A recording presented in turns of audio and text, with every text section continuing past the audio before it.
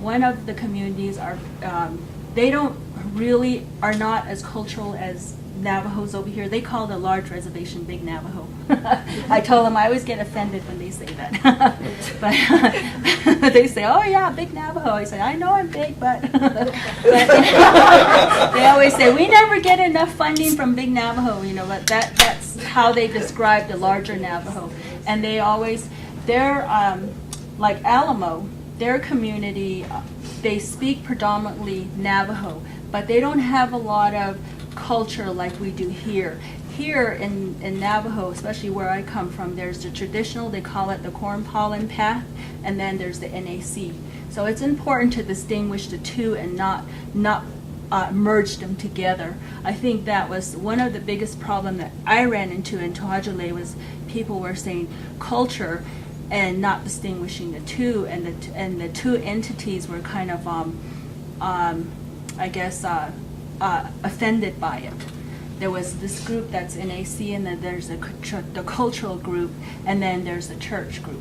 So there's all different degrees of culturally appropriateness. So I think when you're an outsider going into a community, you have to approach it in a very sensitive manner, and probably engage or get somebody that's well aware of their community and is willing to speak for it. And I think it's chapter officials are probably the best people to do that for you.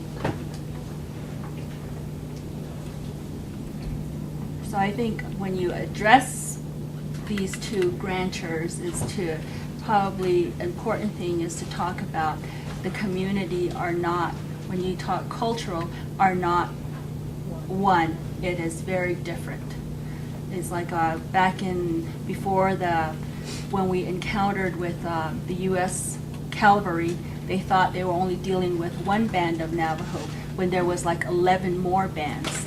So they made a treaty with one band, but there was 11 more out here. So that was the biggest mistake they made, is not to really look at. So don't look at it like the U.S. cavalry. You're dealing with different bands. So I have the same problem. I'm called British. Actually, I'm English. I'm not Irish. And then you have clans. You have different clans also. So it's very true. Yeah. That's such an important point, and I think again, many of us want to know or think we know or want to understand and don't. And I think again, the more we can share and the more we listen and the more we understand, then we really can be helpful. We really can accomplish a lot. Oh yes. And I think, you know, what we're going to require, those of us who are outside of the nation, is your patience, and to realize that, you know, we are, you know, willing to learn, we care, we want to do the right thing, but we don't always know. Right. And in fact, we often don't. So that will be part of what we'll ask of you, is keep educating us. We'll then be able to bring more resources. We'll then be able to share more of what we can offer. And not only that, you're sitting in a room here with so many talented, skilled people that, you know, we need everything you have to offer, and we can build on that. And that's the whole thing about sustainability. It's become a very popular term in the grant world. And I think it's like a lot of these terms, it's a term, and it's not really something. It's hard to live up to that term. Yes, exactly. And I'm very grateful that I have Patricia, who knows that I genuinely believe in that, and that she has the same integrity, which is that this is a year that in terms of the money and developing the model. But our goal is to be able to keep building on that and involve more and more of the people who are going to be running these programs, delivering these services, and creating them, just as you are, Deborah Lee. I mean, there isn't a program there yet, but you know, you will create it, but you deserve to have help and support doing that. But it needs to be yours. And again, you know, that's very much our vision. So that I think is very important. And the other is collaboration. And that's also a highly used term and rarely actually done.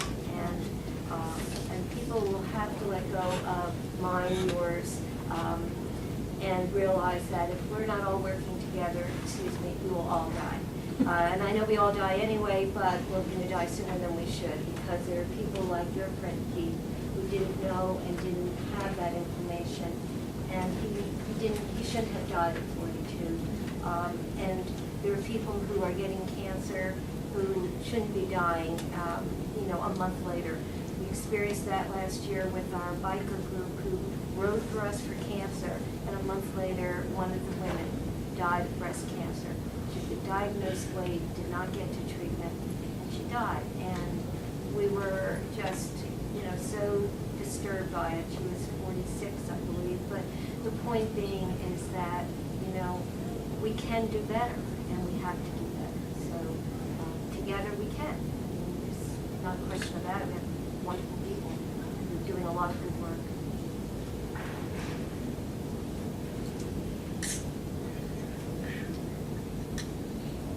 Dr. Lopez, do you have any other thoughts you want to add? I mean, I'm very happy you're still with us. I didn't know if you would have to leave or...